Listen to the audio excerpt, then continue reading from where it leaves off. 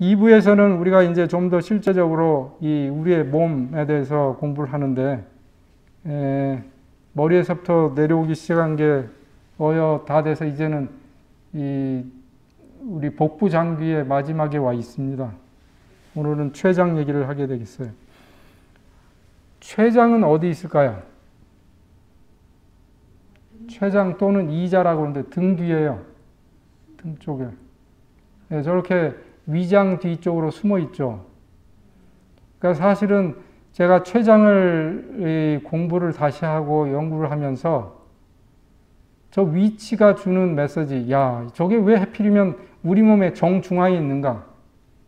네, 그리고 그것도 깊숙이 그 척추 바로 앞에 있으면서 앞에는 다른 장기들이 다 가리고 있고, 췌장은 굉장히 중심부에 있습니다. 그렇죠? 중심부에 있어요. 췌장의 해부를 보면은 뭐 한 요렇게 15cm, 이게 뭐 15cm거든요. 이 15cm 길이에 한 요 정도 두께로 되는 좀 갸름한 삼각형 모양의 장기인데 한 100g까지 될 수 있고요. 그렇게 크지는 않은 거죠. 영어로는 팬크리아스라고 하는데, 팬크리아스는 히라버에서 왔는데, 팬 그러면 뭐예요? 팬. all over 뭐 이런 전체를 망라한다는 팬암 항공사, 그러면 아메리카를 다 섭렵하는 항공사라는 뜻 아니겠어요? 팬, 그런 뜻이에요. 팬. 그 다음에 크리아스라는 거는 그리크어로 플래시, 그러니까 살이라는 뜻이에요. 왜 도대체 팬크리아스라고 이름을 지었을까요? 근데 그렇게 된 데는 그 구조가, 이건 이제 이 췌장을 이 전자현미경으로 찍어보면요, 뭐 그걸 확대 안 해도 이렇게 이 뭐랄까 이 결이 잘 나오죠. 딱 보면 저기는 그냥 살덩어리 같죠. 거기에는 막이 없어요. 췌장을 싸고 있는 막이 없어요. 그렇죠? 다른 것들은 다 대부분 막이 있어요. 심장도 싸고 있는 막이 있고, 폐도 싸고 있는 막이 있고, 장들도 다 어떤 막들이, 겉에는 질긴 막들이 있는데, 췌장은 그냥 살만 있어요. 저렇게. 그래서 옛날에 그리스의 헤로필러스라고 하는 어나토미의 아버지라고 하는 정도로 해부를 많이 하는 그리스의 의사 중에 하나였다고 그래요. 이 사람은 어마어마하게 해부를 많이 해서 모든 장기들을 다 기술을 했어요. 대개는 몇 g이 나가고, 크기는 어떻고, 모양이 어떻게 생겼고, 막 이런 거죠. 췌장을 먹는 거 아세요? 안 드셔보셨어요? 딴 건 잘 드시면서 왜 또 췌장은 또 이거라 그러세요? 예, 남미에서 특히 요리를 많이 하고 소, 돼지 또는 양의 췌장을 잘 쓴다고 그러는데, 제가 이걸 보여드리는 이유는 저렇게 기름에 이렇게 살짝 시즐링 했을 때 껍데기가 살짝 누르면서 이게 그렇게 맛이 있대요. 사실은 뭐 저도 모르죠. 안 먹어봤으니까.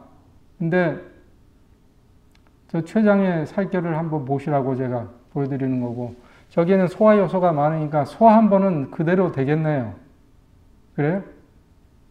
췌장은 소화 효소 덩어리니까 저걸 먹으면 그냥 소화되겠네요. 그죠? 아니에요? 소화? 곱창은 창자죠. 예, 이거는 그냥 췌장이고.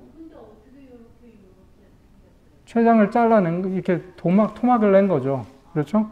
네.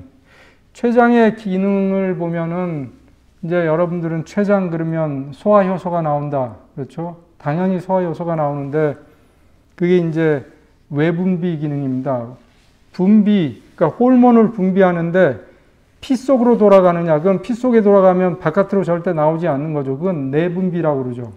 그렇죠? 뭐 이 갑상선 호르몬, 뭐 모든 호르몬들이 다 내분비죠. 근데 외분비라고 하는 거는 뭐냐면 이 장으로 나오는 거예요. 그럼 장은 입에서 항문까지 다 열려 있는 거예요. 바깥이에요. 이 장은 바깥입니다. 그렇죠? 그 개념을 여러분들이 잘 아셔야 돼요. 그러니까 장으로 분비되는 소화효소들은 외분비예요. 그래서 이름이 그래서 외분비예요. 몸 속으로 나오는 왜 내분비가 아니고 외분비인가? 그게 아니죠. 그 다음에 또 하나의 절대적인 기능의 하나는 내분비 기능이죠.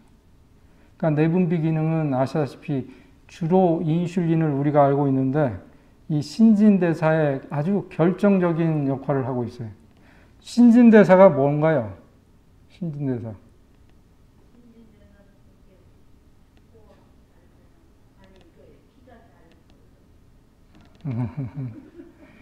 신진대사는 메타볼리즘이라고 하는 영어 용어인데 쉽게 설명하면 여러분들이 우리가 먹은 음식을 소화시키고 분해시키고 흡수시키고 그 다음에 그거를 이용하고 세포에서 그러니까 연료로 써가지고 산화시켜가지고 각 세포에서 이용하고 또 남는 거는 저장하는 기능까지 다 망라하는 걸 신진대사라고 그래요. 그러니까 사실은 이 신진대사 기능은 쉽게 얘기하면 우리 몸의 삶을 유지하는 유일한 기능이에요. 그러니까 이게 이 당뇨병과 관련된 거다. 물론 관련돼 있지만 그게 다가 아니죠. 그러니까 어마어마하게 중요한 거고 매일매일을 우리로 하여금 살아게 하는 우리 생리 기전인 거예요. 여기 췌장을 이제 보시면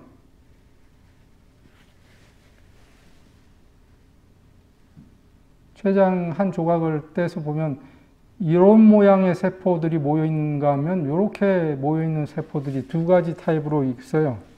그래서 그걸 보시면 이게 포도송이로 모여 있는 걸 이제 ACINI라고 표현하고요. 이거는 꼭 그런 아시나이들 세포 그룹의 섬처럼 간혹 있다고 그래서 이건 작은 섬으로 얘기하는 아일랜드 그러면 큰 섬이고 아일렛 작은 섬 모양이다 해서 아일렛이라고 그래요. 아시나이 또는 아일렛 두 가지 세포군으로 돼 있어요. 그래서 이제 이 아시나이 그룹에 있는 세포들은 보면 이렇게 자루 모양으로 돼 있고 이 세포핵은 밑에 있으면서 여기서 만들어낸 모든 소화 효소들이 이렇게 하천으로 잘 내려가도록 그래서 이 관을 타고 해서 결국은 십이지장으로 나와서 소화를 시키는 그렇죠? 이렇게 큰 예를 들면 한강이 있고 작은 지류의 강들이 있죠. 중량천 예를 들면 그런 것들이 모여서 한강이 되죠. 그런 것처럼 이런 아시나이들에서 나온 모든 미세한 소화 효소들이 큰 강줄기로 모여져서 십이지장으로 나오는 거예요. 그게 바로 외분비 계통입니다. 소화효소는 몇 가지가 있는데 단백질, 지방, 탄수화물 세 가지를 그러니까 사실은 췌장에서 나오는 소화효소가 소화효소의 거의 대부분을 차지하는 거예요. 우리 침 속에 있는 일부 소화효소와 위에서 나오는 펩신 아주 조금 빼놓고는 오로지 췌장에서 소화를 시킬 수가 있는 거예요. 절대적으로 소화에 관련되어 있는 거죠. 그 다음에 이제 내분비에 관련된 부분이 이 아일렛이라고 하는 작은 섬 세포들인데 거기에는 섬 세포들을 좀 확대해서 보면 저렇게 원래는 네 가지로 되어 있습니다만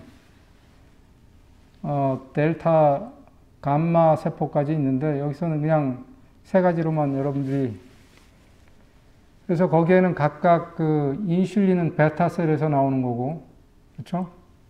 예. 베타셀이 제일 많기는. 자, 어쨌든 이 내분비가 하는 일은 뭐냐면 이 신진대사를 조종하는데 가장 신진대사 중에 중요한 것 중에 하나가 혈당 조절이에요. 혈당. 포도당의 농도를 조절하는 거예요. 왜 포도당의 농도를 조정하는 게 중요할까요? 왜냐하면요, 포도당은 우리 세포의 먹이예요. 근데 그 포도당이 없으면 세포들은 금방 죽습니다. 그냥 굶어도 참고 있질 않아요. 그냥 죽어요. 특히 뇌세포 같은 경우는 영원히 죽어요. 그래서 흔히 우리가 이제 당뇨 그러면 높은 혈당을 되게 위험하다고 생각하지만 낮은 혈당은 진짜 초응급입니다. 응급 중에서도 초응급이에요. 그리고 당뇨 환자들이 저혈당으로 죽는 분들이 종종 있어요. 인슐린 주사하다가 잘못하거나 어떤 다른 조건이 안 맞는 상황에서 똑같은 인슐린을 주사했다든지 뭐 여러 가지 다른 약과의 무슨 상호작용 등으로 어쨌든 저혈당은 무서운 거예요. 그래서 혈당을 조절해가지고 저렇게 녹색 선 안에 이 안전한 레벨로 유지한다는 것은 굉장히 중요한데 혈당이 저렇게 올라가면 인슐린이 분비가 많이 돼요. 그래가지고 인슐린이 하는 일은 뭐예요? 피 속에 있는 포도당을 어딘가 다른 데로 저장을 시켜 놓는 거예요. 피 속의 혈당이 너무 높아지지 않게. 예. 그 다음에 인슐린이 계속 작동하다 보면 이제 혈당이 너무 낮아질 거 아니에요.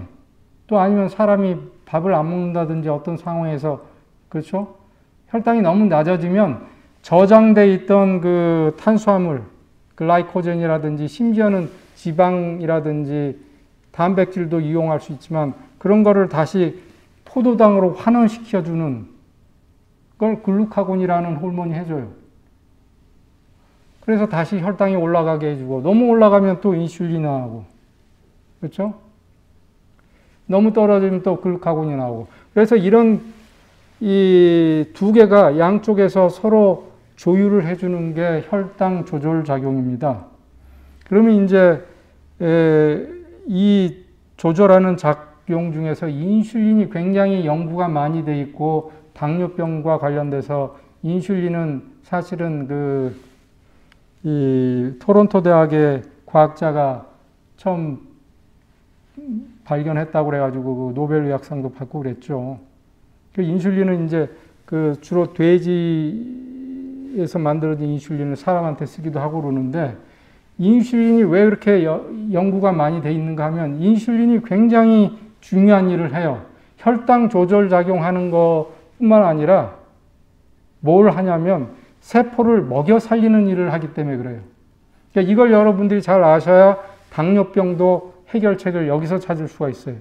뭐냐면 피 속에 혈당이 아무리 많아도 이 혈당이 세포 안으로 들어가서 산화돼서 에너지를 만들어서 이 세포로 하여금 고유 기능을 할 수 있게 하지 않으면 이거는 꽝이에요.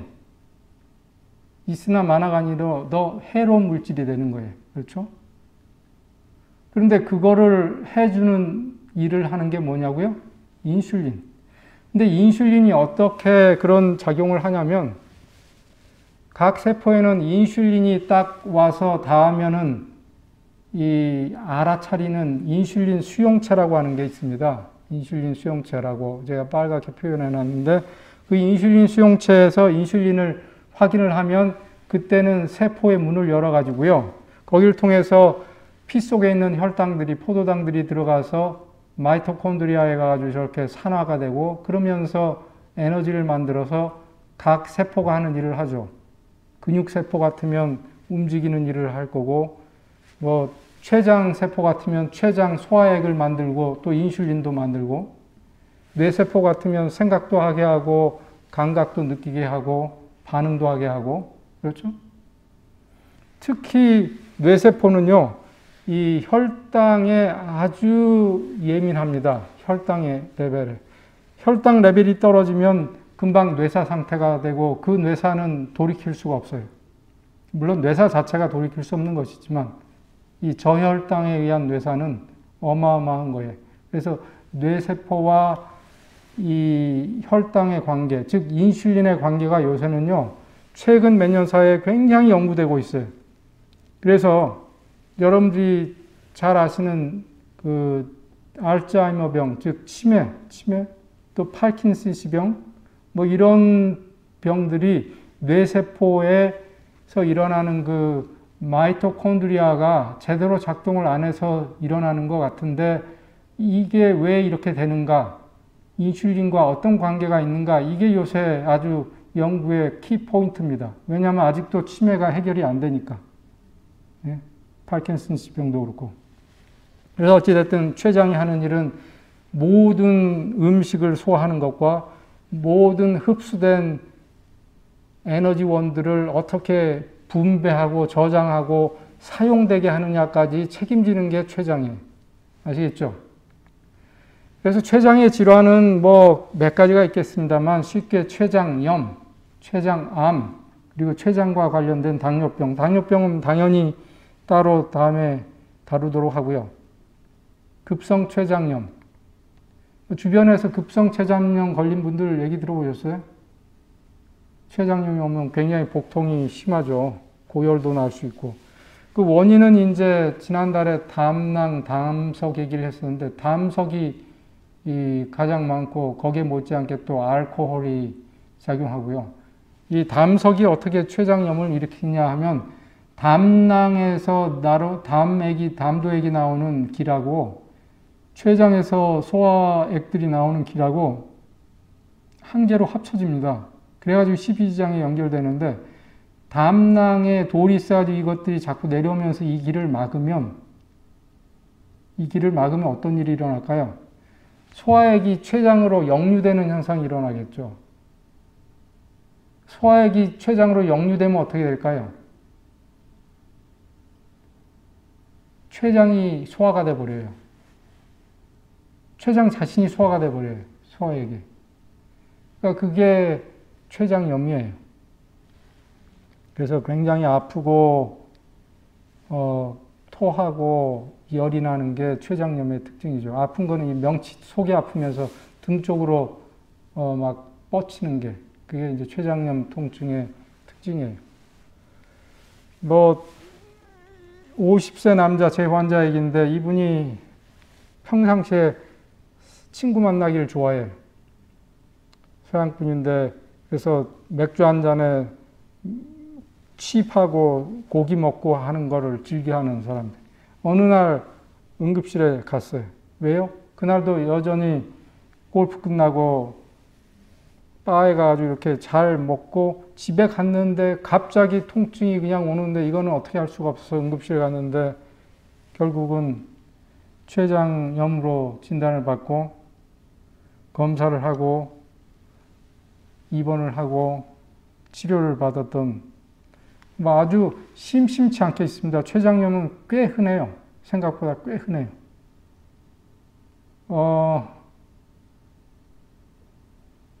피검사를 해보면요. 췌장 효소, 그러니까 소화효소들이 피 속으로 막 다 녹아나와 있어서 이렇게 올라가요.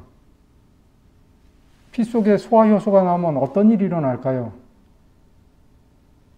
이 소화효소가 가지고 다른 조직들, 폐나 간이나 이런 조직들도 녹여낼까요? 그럴 수가 있어요. 염증을 일으켜요. 그러니까 이게 췌장염은 그냥 췌장에만 국한된 병이 아니고 전신의 병이에요. 결국은. 그래서 예후가요, 별로 좋지가 않아요. 사망률이 높아요. 잘못 치료하면 옛날에는 췌장염 그러면 아이고 잘못하면 죽겠네 이렇게 생각했던 병이에요. 반면에 만성 췌장염은요, 그렇게 급성으로 오는 건 아니지만 이 평상시에 술을 계속 먹는 분들, 아주 그냥 대부분의 원인이 음주죠. 특히 흡연까지 같이 하는 분들한테는 굉장히 흔해요. 더 자주 발병한다고 그래요. 그런데 이제 이 병의 특징은 통증은 뭐 가끔 참을 만큼 자꾸 오면서 응급실 안 갈 만큼 자꾸 와요. 먹기만 하면 통증이 자꾸 와요, 배가. 그러면서 지방변이 나오죠. 지방이 이 소화가 안 되니까. 대변으로 그냥 먹은 지방 덩어리들이 다 나와요. 그러니까 지방이 부패돼가지고 냄새가 고약하죠. 그리고 이 영양분들이 이 흡수가 안 되니까 영양 실수에 빠지고. 그럼 만성 췌장염이 오면 소화 효소를 만들어내는 그 췌장만 망가지는 게 아니라 인슐린을 만들어내는 그 아일렛 모양의 그런 그 조직도 망가지니까 당뇨병도 오겠죠. 췌장암은 암 중에 가장 예후가 나쁜 것 중에 하나예요. 암 중에 가장 예후가 나빠요. 치료도 어려워요. 치료해도 예후가 나빠요. 근데 췌장암의 원인을, 이건 그냥 책에 나온 얘기가 아니고 제가 하나하나 논문을 다 찾아서 가장 높은 이 관련된 것들을 적어 놓은 거예요. 술, 담배 외에도 단 음식 또는 당뇨, 그러니까 요새 흔히 많이 먹는 그 고농축된 프럭토즈가 과당류들, 그러니까 인공으로 만들어낸 그 당분들이 있어요. 그런 게 다 요새 너무 많이 쓰이고 있는데, 그런 것들, 특히 이제 우리가 주의해야 될 게 고기를 불에 구워 먹는 그런 경우, 이게 이제 췌장암의 원인이 된다고 돼 있어요. 그래서 오늘 제가 광고에 한 대로 이 신기한 췌장, 우리 몸에 그야말로 매일매일을 살아가게 하는 그 신진대사의 핵심이고 뇌세포를 살리고 있는 이 췌장에 많은 기능들이 있는데, 오늘 다루고자 하는 두 가지 큰 주제 중에 하나는 췌장 자신은 어떻게 자기가 만든 소화 효소에 분해되지 않고 살아날 수 있을까? 이런 생각을 여러분들이 안 해보셨죠? 저도 잘 안 해봤었어요. 근데 췌장에 대한 논문을 자꾸 하다 보니까 그런 논문들도 있고, 그래서 제가 의문을 갖게 됐어요. 그리고 그 해답을 찾았던 거예요. 췌장은 아까 전술한 바와 같이 저렇게 우리 몸의 중심에 있다. 아주 깊숙이 있으면서 굉장히 많은 일을 하는데, 그 메이오 대학에는요, 이 췌장염만 다루는 그 리서치 이 실험 연구소가 있어요. 그렇죠? 실험 연구소가 있는데, 여기에서 보여주는 아주 대표적인 췌장염이 왔을 때 췌장 세포가 어떻게 녹는가라는 걸 보여주는 슬라이드인데, 췌장이 녹아가지고 이렇게 다 흐물흐물하게 없어져요. 췌장 세포들이. 원래는요, 핵이 여기 있고 췌장에서 나오는 소화효소들이 만들어져서 이쪽으로 나간다고 그랬죠. 근데 이제 어떤 이유로든 여기가 못 나가게 되면 여기서 소화효소를 분배해내는 그런 섬모들이 다 죽고, 오히려 역류되면 이쪽으로 빠져나와요. 이 소화효소들이. 그러면서 막을 다 녹여요. 세포막들은 되게 지방 성분으로 되어 있거든요. 그 코트가. 그게 이제 라이페이지라고 하는 지방 분해 효소에 대해서 녹고, 녹은 지방 세포들이 피 속으로 들어가고 소화 효소들이 들어가고, 그러면서 전신을 돌기 때문에 다른 우리 몸의 콩팥이나 폐나 피가 많이 가는 부분에 염증 반응이 나타나는 거예요.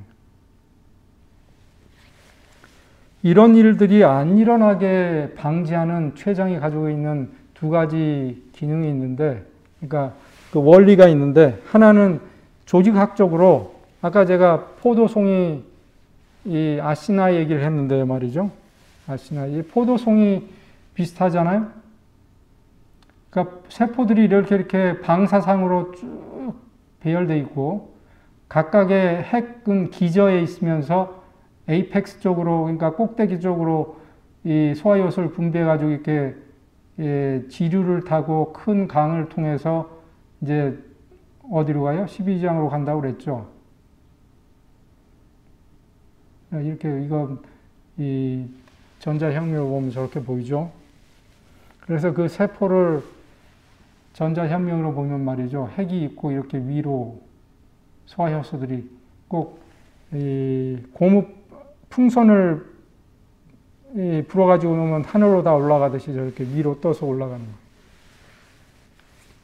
그래서 그 세포 배열이 저렇게 돼 있는 게 아주 특징이에요. 어떻게 보면 뭡니까 이게 피라미드형으로 해가지고 위로 이렇게 모여서 나갈 수 있게. 저런 구조가 굉장히 중요한 거예요. 저 구조가 아니면 췌장세포는 자기가 만들어 놓은 그 소화효소에 녹을 수밖에 없겠죠. 두 번째 측면은 생리적으로 췌장이 만들 때 소화효소는요, 비활성화되게 만들어요. 아직은 얘가 이 액티베이션이 안 돼 있어요. 예를 들면 이렇게 생각하시면 돼요. 수류탄이 있어요, 수류탄. 수류탄을 만들고 그게 바로 터지게 되면 어떻게 될까요? 못 만들죠. 만든 사람이 죽으니까. 그러니까 수류탄에는 안전핀이 있죠. 그렇죠? 그걸 뺄 때 수류탄이 활성화가 되는 거예요. 아시겠어요? 꽂혀 있으면 얘는 그냥 쇳덩어리나 마찬가지죠. 폭약이 들어있는 쇳덩어리나 마찬가지. 그러니까 이 췌장에서 만든 소화효소들도 안전핀이 들어가 있어요. 그러다가 십이지장에 나오면 십이지장에 있는 어떤 물질들이 예를 들면 우리 그 음식이 그러니까 위에서 십이장으로 넘어가는 순간 십이장이 이걸 감지해 가지고요. 콜레시스토키닌이라든지 다른 펩타이드계 물질들을 만들어내요. 근데 그 물질이 이 효소와 만나면 그 수류탄의 안전핀을 빼듯이 이 소화효소를 활성화시켜요. 그래가지고 그때부터 작동하게 해요. 이해가 되시죠? 그러니까 췌장세포가 살아날 수가 있는 거죠. 또 하나는 수류탄을 만들 때 안전핀도 같이 만들듯이 각각의 이 소화효소를 만들면서 그 소화효소를 잠궈 놓는 그 팩터도 만들어내요. 그 트립신 같은 경우는 트립신 이니비터라고도 표현하는데 이런 억제 인자도 함께 생산해낸다. 자, 이런 생리적인 측면. 또 하나는 췌장세포에는 칼슘 농도가 굉장히 낮아요. 왜 그러냐면 칼슘이 닿아야지만 이 소화효소들이 액티베이션 된다고 그러거든요. 그렇죠? 그다음에 마지막으로 소화효소를 또 하나 액티베이트 있는 게 낮은 산도.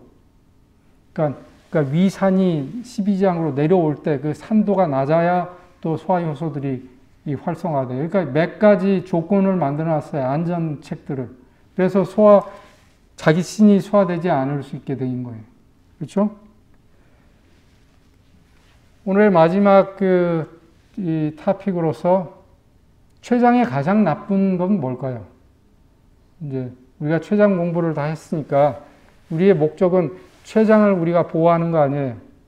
이제 췌장에 대해서 알겠잖아요. 아, 이게 굉장히 중요하고 나로 하여금 매일매일 살아가게 하는 가장 중요한 일을 했구나. 어쩌면 내 치매도 얘가 예방하겠구나. 그러면 그 췌장을 어떻게 잘 가꿔야 될까를 우리는 알아야 되는데 그러려면은 췌장의 가장 나쁜 것들이 뭔가를 알아야 되겠죠. 뭘까요?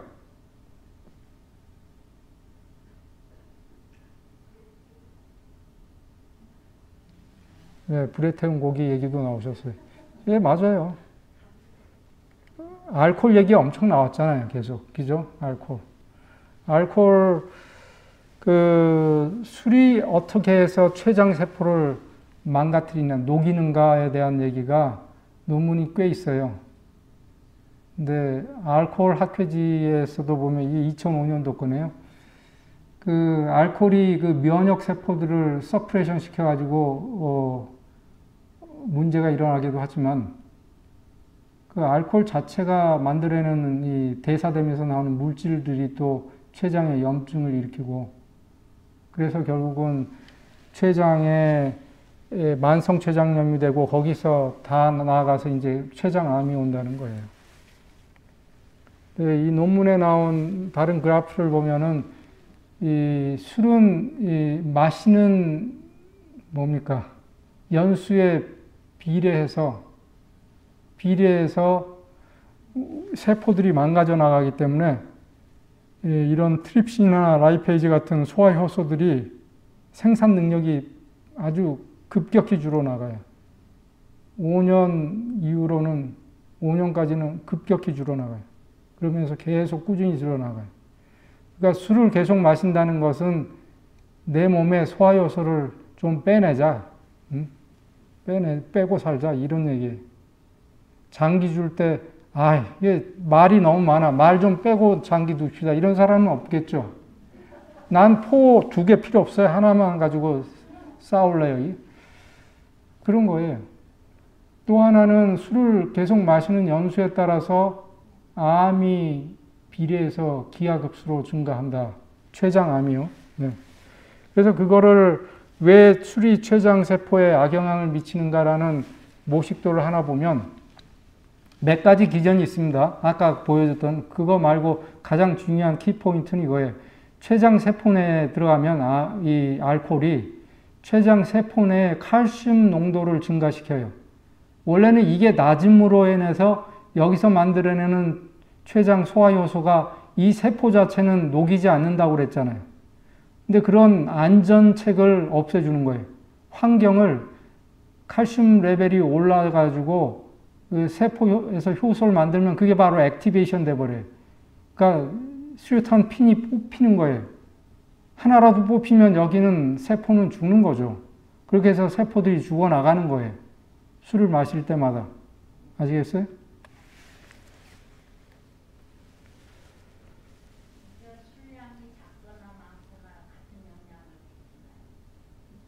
술의 양이요? 기가 막힌 질문을 하셨어요. 예.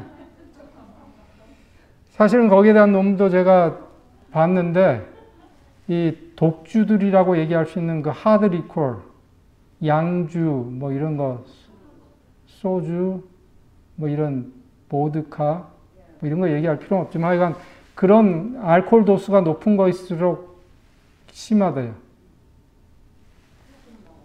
조금 먹어도. 그러니까 강하니까 그만큼 효과가 강한가 봐요. 물론 양에 따라서도 다르겠죠. 조금 먹으면 괜찮겠죠. 그렇지만 조금 먹게 되겠어요. 술 먹는 사람들이. 그러니까 그거는 현실적이지가 못하죠.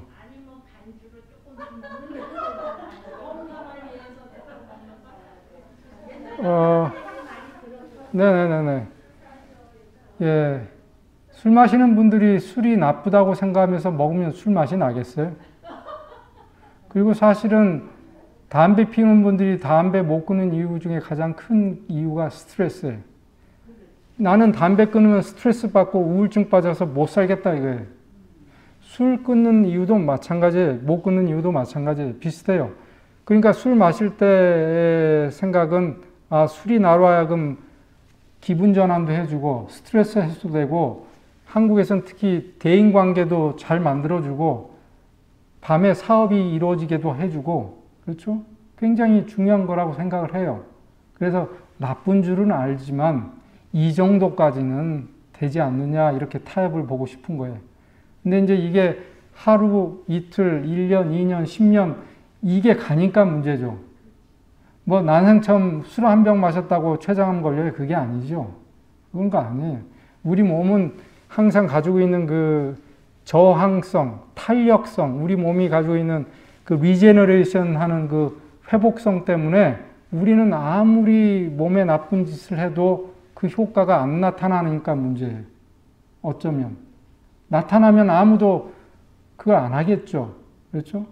그러니까, 네.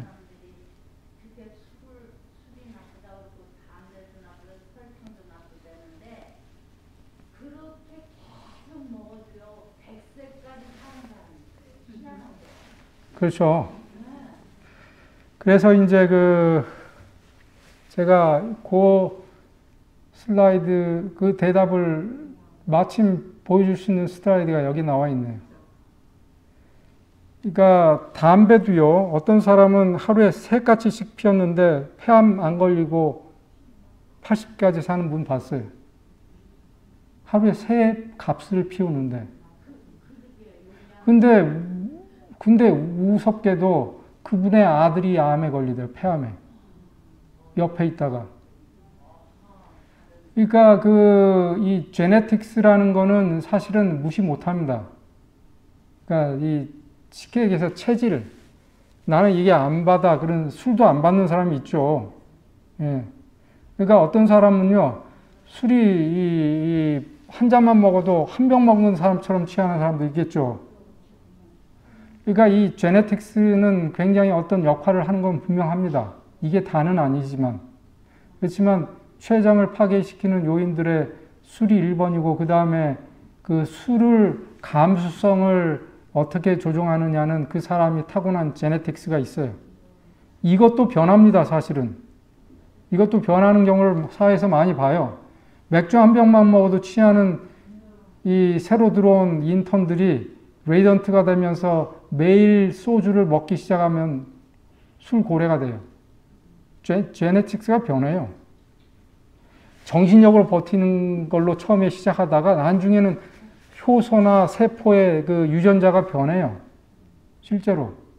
그러니까 그 제네틱스가 가지고 있는 영향은 분명히 있어요. 그 다음에 술 외에도 스모킹, 아까 말씀하신 고기에서 얘기하는 거는 지금 그 동물성 지방 얘기인데요. 이 슬라이드에서 이제 마지막 슬라이드가 다 됐는데, 보여주는 거는 이 전 세계 세계 역학 학회지에 나온 논문인데, 전 세계 1980년대에 국민들이 총 칼로리 중에 몇 퍼센트를 동물성 지방에서 흡수하는가 라는 그 퍼센테이지를 찾고, 그 다음에 그 10년 뒤에 그 나라에서 일어난 그 췌장암의 빈도를 그래프로 보여준 거예요.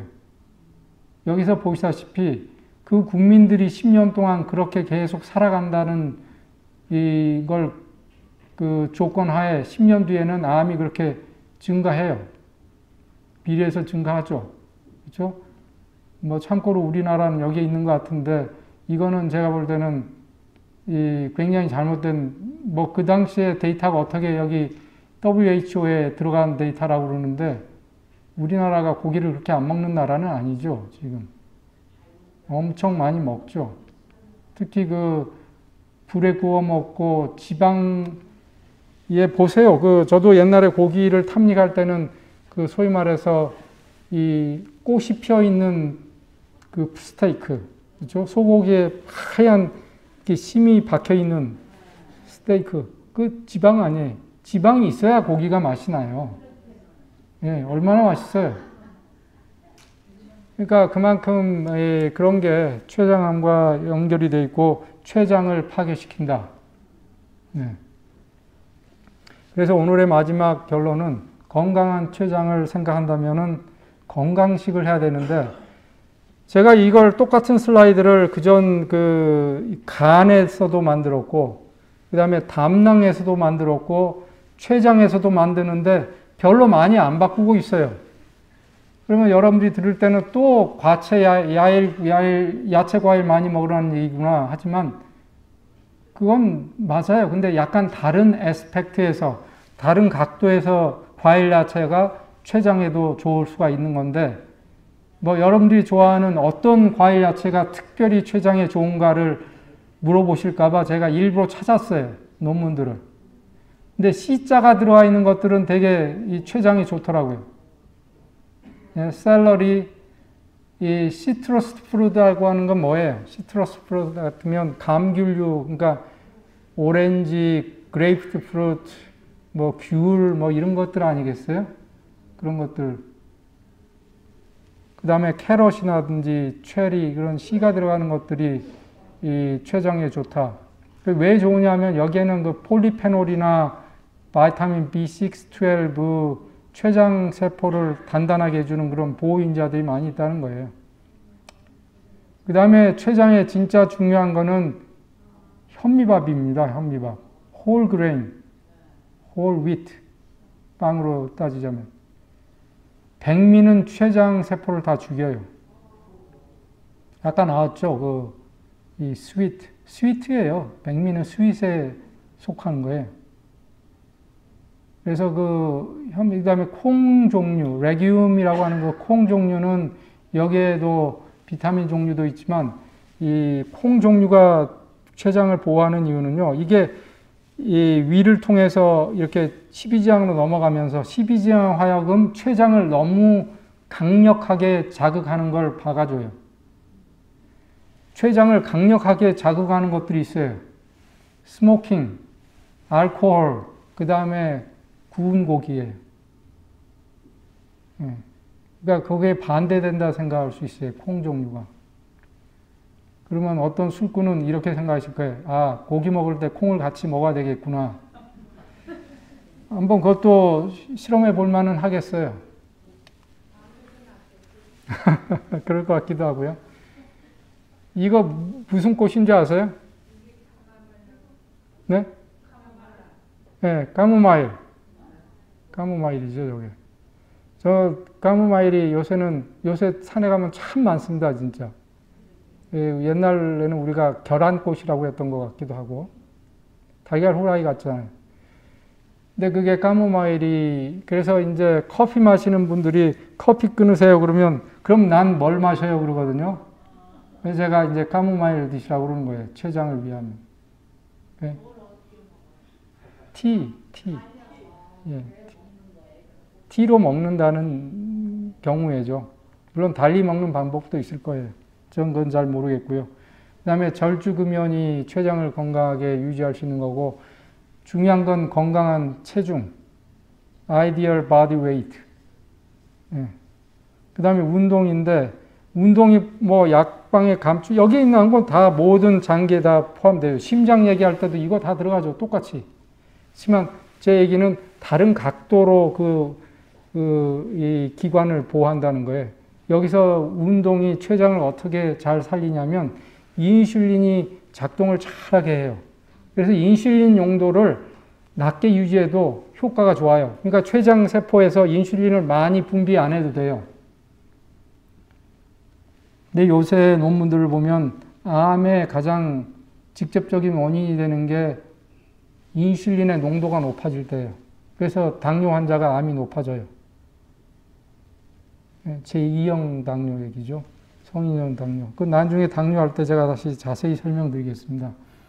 그래서 오늘 모처럼 이렇게 여러분들과 얼굴을 보면서 대면하고 강의도 하고 하니까 참 좋습니다. 다시 한번 아까 제 컴퓨터의 트러블 때문에 방송에 듣는 분들이 이 불편을 겪게 됐던 거는 다시 한번 사과드리고 다음부터는 그런 일이 절대 없도록 노력하겠습니다. 그럼 6월 한 달 잘 보내시고 다음 달 7월 초에 또 뵙겠습니다. 감사합니다.